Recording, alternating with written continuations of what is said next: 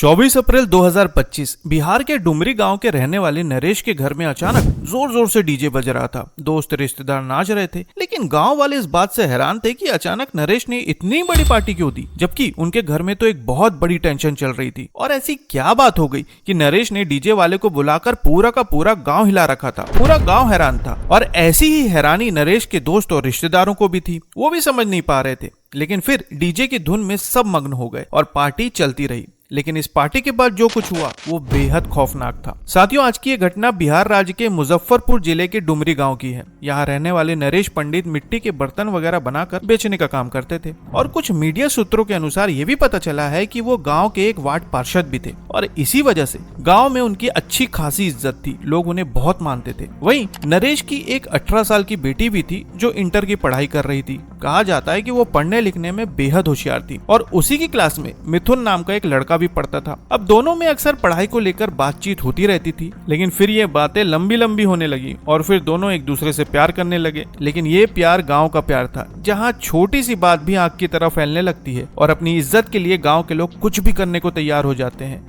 और इन्हीं सब बातों का ध्यान में रखते हुए दोनों अक्सर छुप छुप कर मिला करते थे। लेकिन ये बात ज्यादा दिन तक छुप नहीं पाई और लड़की के पिता नरेश को इसके बारे में पता चल गया। अब लड़की के पिता एक तो पार्षद और गांव में उनकी अच्छी खासी इज्जत, इन दोनों को ध्यान में रखते हुए परिवार वालों ने इस रिश्ते को मंजूरी नहीं दी। लेकिन फिर मार्च 2025 को परिवार के विरोध के बाद भी दोनों ने एक बहुत कठिन फैसला लिया। दोनों घर से भाग गए। अब ये खबर जैसे ही गांव में आग की तरह फैली, पूरा गांव आक्रोशित हो गया। परिवार और गांव के लोग ने उन्हें अपने स्तर पर ढूंढने का भरसक प्रयास किया, लेकिन कोई फायदा नहीं हुआ। कोई नहीं जानता था कि दोनों कहां गए। दूसरी तरफ लड़के के परिवार पर पुलिस और गांव के लोगों का दबाव बढ़ने लगा, जिसके बाद पुलिस और सामाजिक दबाव के चलते युवक के पिता ने 19 मार्च 2025 को लड़का और लड़की को ढूंढकर मशहूरी थाने में आत्मसमर्पण करवा दिया। इसके बाद थाने में एक बॉन्ड भरवाया गया और लड़की को उसके पिता को सौंप दिया गया। अब लड़की घर आ चुकी थी, लेकिन लड़की ने जो कदम उठाया था उसे लेकर उसके पिता बेहद गुस्से में थे। उन्हें इस बात का डर था कि समाज में कहीं उनकी इज्जत न चली जाए, लोग तरह तरह की बातें न करें, और यही सब सोच सोच कर वो बेहद ज्यादा परेशान रहने लगे। लेकिन फिर धीरे धीरे इस बात को वो भूलने लगे थे। धीरे धीरे सारी चीजें नॉर्मल होने लगी थी। लेकिन फिर अचानक एक दिन उन्हें पता चला कि लड़की अभी भी लड़के से फोन पर छुप छुप कर बातें करती है और ये बात उनके लिए बर्दाश्त के बाहर थी। वो मन ही मन गुस्से की आग में जल रहे थे। लेकिन फिर अचानक 24 अप्रैल 2025 को उन्होंने ऐसा कुछ किया जिससे लोग हैरान रह गए। 24 अप्रैल को अचानक नरेश ने घर में पार्टी रखी। बाकायदा डीजे वाले को बुलाया, दोस्तों रिश्तेदारों को बुलाया, कई तरह के पकवान बनाए। लेकिन ना ही परिवार वालों को और ना ही उनके दोस्तों रिश्तेदारों को समझ में आ रहा था कि अचानक नरेश ने ये पार्टी क्यों दी। लेकिन जब डीजे ने गाना बजाना शुरू किया तो सब उसकी धुन में मग्न हो गए। लेकिन तभी नरेश ने डीजे वाले के पास आकर ये कहा कि एक काम करो, डीजे का साउंड और तेज करो। डीजे वाले ने ऐसा ही किया। फिर वो घर के अंदर गए। उन्होंने अपनी लड़की से कहा कि एक काम करो, तुम दूसरे कमरे में जाओ।